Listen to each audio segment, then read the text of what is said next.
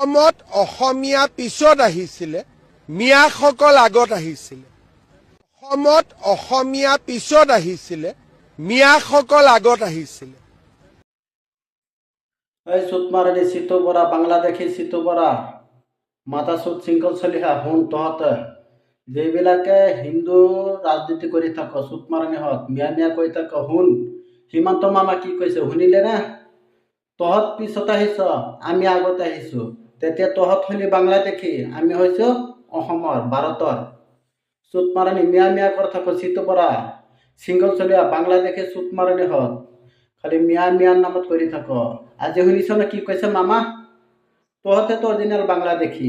মামাই তো ক'লে মিয়া আগত আহিছে, অসমীয়া পিছত আহিছে।